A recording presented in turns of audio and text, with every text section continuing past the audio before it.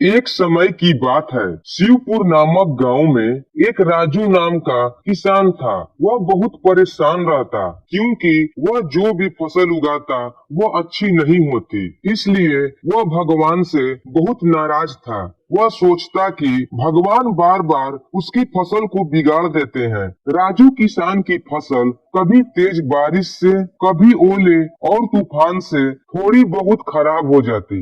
एक दिन किसान सुबह सुबह अपने खेत की ओर जा रहा था। वह जब अपने खेत पहुंचा तो उसने देखा कि उसकी फसल बर्बाद हो चुकी थी क्योंकि रात में आई आंधी ने उसकी फसल खराब कर दी। राजू भगवान से बहुत नाराज था और वह भगवान से कहने लगा, हे ईश्वर, आप तो भगवान हैं, लेकिन लगता है आपको खेती बाड़ी की थोड़ी भी समझ नहीं है। आप एक साल ये मौका मुझे दीजिए, जैसा मैं चाहूँ वैसा मौसम हो जाए, फिर देखना मैं कैसे अन्न का भंडार भर लूंगा।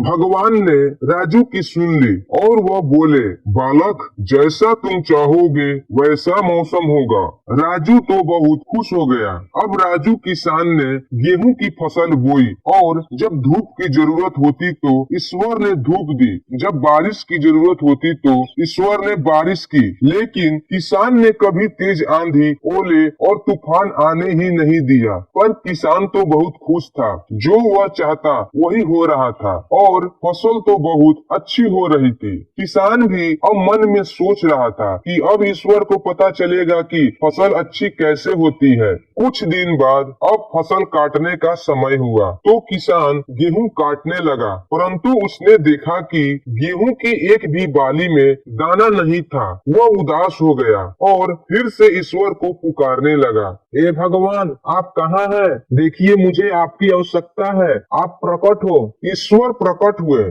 किसान ने उनसे कहा, हे प्रभु, यह क्या हो गया? गेहूं की एक भी बाली में दाना नहीं है। ईश्वर नम्रता पूर्वक उत्तर दिया, यह तो होना ही था।